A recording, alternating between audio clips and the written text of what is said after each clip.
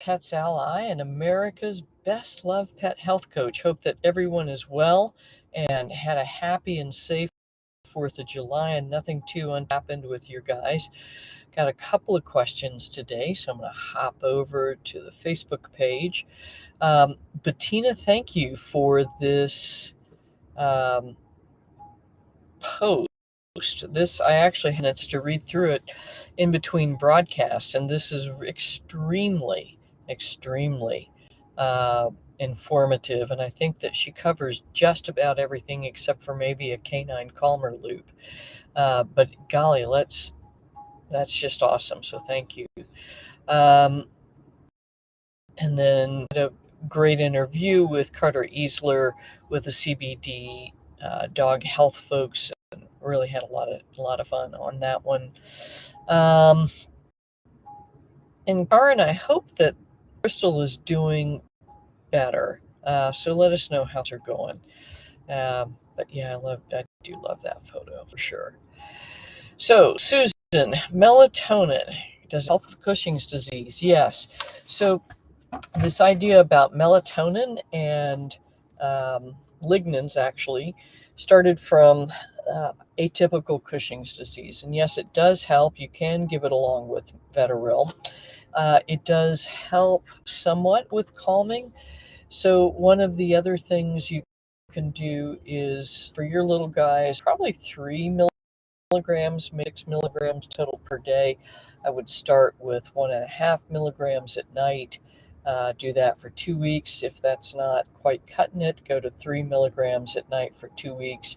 If that's not cutting it, then add 1.5 milligrams in the morning, 3 milligrams at night for 2 weeks, and then so a max dose of 3 milligrams twice a day. And then lignans you can get from ground flax seeds. So if this is not a problem in terms of food sensitivity, you can start with something like 1/8 of a teaspoon per meal, and actually one meal, and kind of go from there. Just start slow and work your way up because it is a fiber and it can definitely create some tummy changes. It calms dogs. More importantly, it seems to help reduce the estrogen dominance, which is part of what creates a lot of the symptoms. And then here's one of our new. So that is awesome. And Ruth, I'm so sorry to hear that Miley is not having a good time. So if she's failed 2 courses of antibiotics, I would look for D-mannose, which is a sugar, but it helps to kill bugs.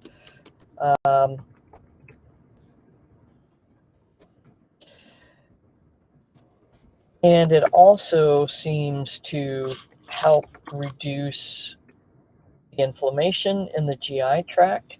So you can try adding that in. We've got a link for it on the website, so you can go over there and check that out. But that's really, she's got a lot more going on. If there's a mass in the tumor, a tumor in the rectum, this is probably what's actually causing her symptoms as far as urinary tract infection, because it may actually be obstructing her ability to pass urine by putting pressure on the ureter. And then if she's got 2 tumors on the outside, that's worrisome too. And I think the remedy salve is okay to use there. And then the Assisi loop would go over kind of right at the end of, so if thinking about where her back is, if this is where the last rib is, and this is the top of the back or the spine, this is where you would want to put the Assisi loop to treat it. You can also try putting it over the sacrum. There's some information that indicates that pulsed electromagnetic frequency will to will help to reduce cancer. So, Jamie, good to see you. Susan, good to see you. Pam, good to see you.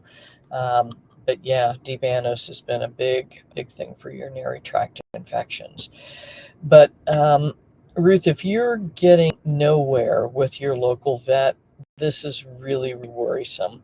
And I don't think that all of these problems are being caused by internal parasites. Um, there's a couple of other options out there, but honestly, uh, you got so much going on that this really might be time for another consultation. If your vet has taken x-rays um, of the rectum so we can see where the tumor is, that would be super awesome if you can get images and post them here. And then I'm sort of back to work full, regular hours this week, so consults as well. There's some video about the canine calmer, which really saved Hio's behind. And then Mr. Spirit. So he's up to 8.3 ounces, but still dropping weight and dropping mass around the front leg, which I don't like either.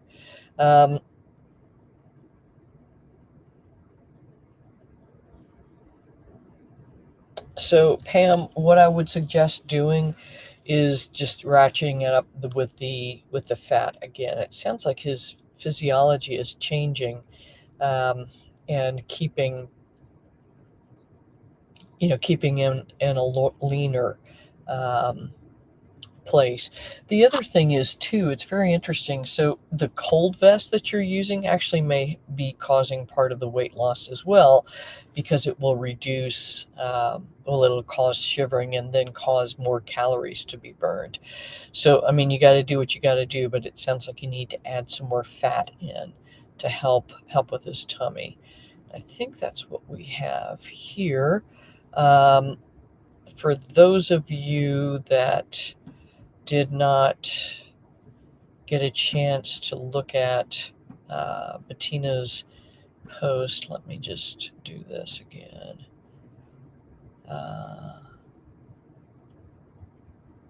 Go check that out.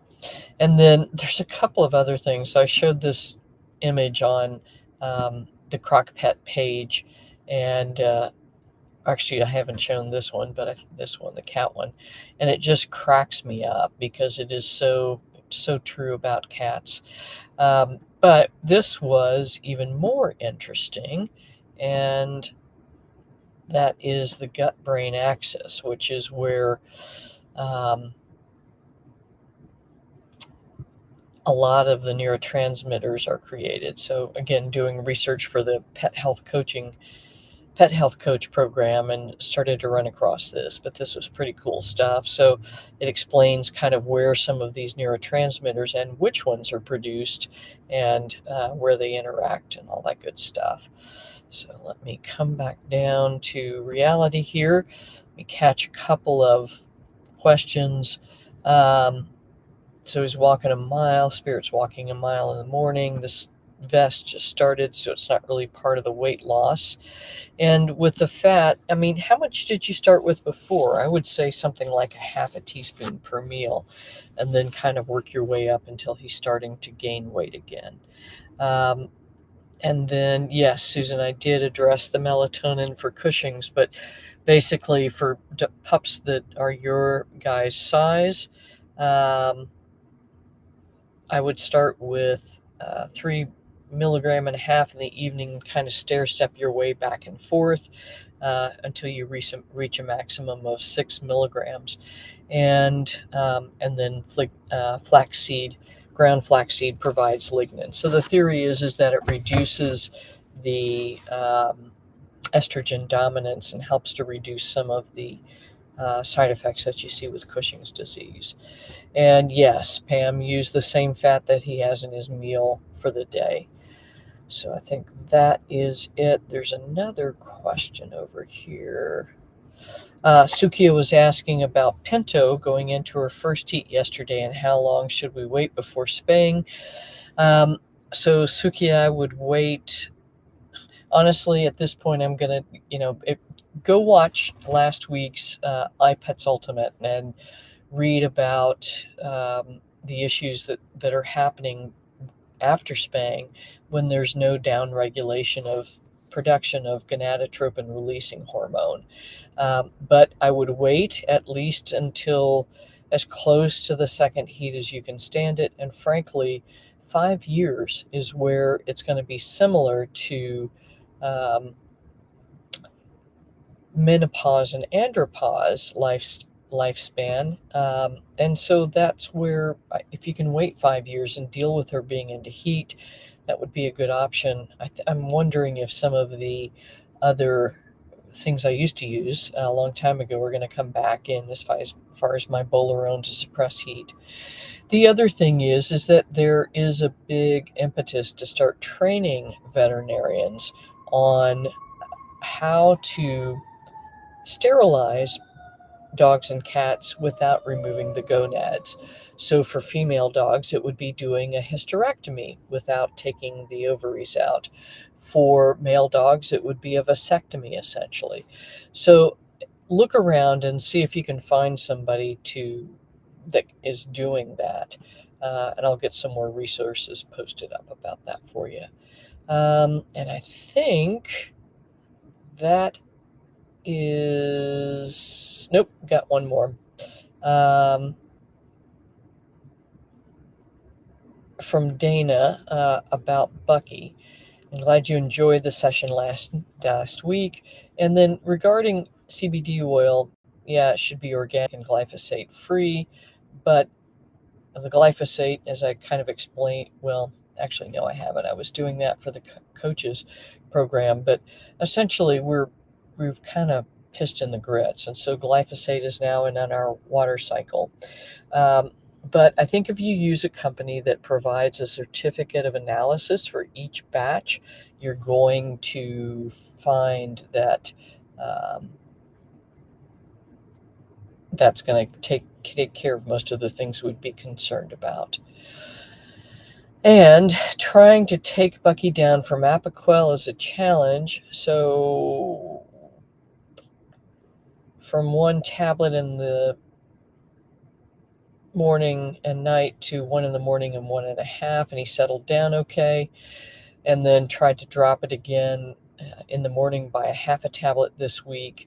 So what I would do is just stay with a tablet in the morning and a half a tablet in the evening for a couple of more weeks, and then try to keep going. It's tough, really, really tough. So if he's highly anxious before and after breakfast and is still super clingy, then maybe get through the summer first before you start dropping the Apoquel down. And it may just be you need to give him some more time on the protocol you're using before you try to decrease the dosing again. Let's see. Let me make sure everybody has got this covered. And yes, Pam, you're right. With CBD, full spectrum is extremely important because we don't understand what it is that works in specific. And also many of the specific derivatives like CBDA, that's really popular right now, actually degrade within 30 days of production. So often they're not very useful. So any other questions that you all can think of? And if not, I will see you next week. Take good care, and take good care of your babies, and give them all a kiss for me. Thanks, and